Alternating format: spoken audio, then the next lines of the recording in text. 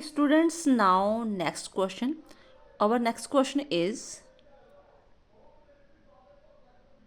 write down conventions related to cabinet in grade 10.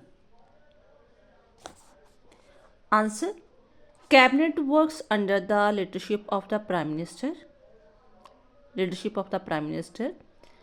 The leader of the majority party in the House of Commons is appointed prime minister.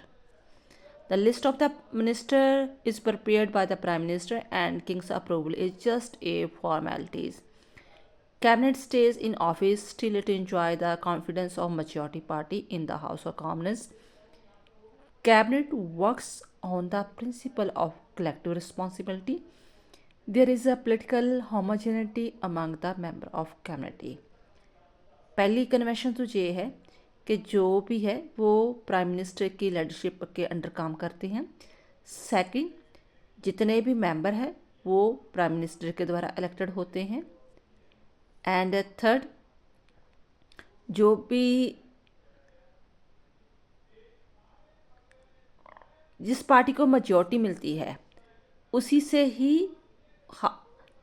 Party से ही prime minister choose होता है और prime minister ही सारी list ready करता है। King just only उस पर sign करने की एक फॉर्मेलिटी करता है।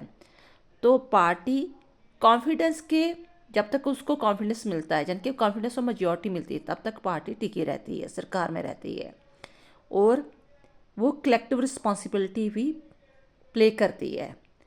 और then there is a political homogeneity among the member of cabinet. जिस पार्टी की सरकार बनी होती है उसमें एक सुरता रहती है कि वो अपने प्राइम मिनिस्टर के, होम मिनिस्टर के यस में यस मिलाते हैं। ठीक है, ये इसकी होगी कन्वेंशंस। ये उनके कोई कॉन्स्टिट्यूशन में लिखा नहीं है, लेकिन ये जो कन्वेंशंस है वो 1700 कह लो, जब से इनका बना है कॉन्स्टिट्यूशन कह लो, तब से ये कन्वेंशंस चलती आ रही है। डे मल्टी एक ऐड होती जा रही है। नेक्स्ट क्वेश्चन इससे रिलेटेड ही करेंगे कि कन्वेंशंस की यूटिलिटी क्या है। Write down the utility of conventions. क्यों ज़रूरी है कि कन्वेंशन मानना? अगर कॉन्स्टिट्यूशन में ये रिटर्न नहीं है तो फिर क्यों मानते हैं इंग्लैंड के लोग? फर्स्ट ऑफ ऑल ये है कि conventions bring flexibility in the constitution and change it with time. Conventions have changed unlimited monarchy into limited. Conventions are the major sources of the constitution and 90% of the British constitution is based on these. Conventions provide continuity to administration in the line present with the past. के एक तो flexibility ले आता है। Second, अगर कुछ change वगैरह करना हो तो वो चेंज वगैरह हो जाती है, चीज़ वगैरह। थर्ड, 90% जो कॉन्स्टिट्यूशन है वो कन्वेंशन पे ही रिलेटेड वगैरह है। और conventions provide continuity to administration and lines the prevent with the past. और एक और क्वेश्चन आता है कि लोग जो, ये तो यूटिलिटी होगी, लोग कन्वेंशंस क्यों मानते हैं? आप आर्गूमेंट दो। According to Professor Dicey, on the violation of conventions, a law gets violated because some of the conventions have become part and parcel of law. कुछ तो कॉन्स्टिट्यूशन का पार्ट बन के हैं तो कुछ कानून ही बन के हैं। फिर conventions are moral code of conduct, एक कोड ऑफ कंडक्ट बन चुका है।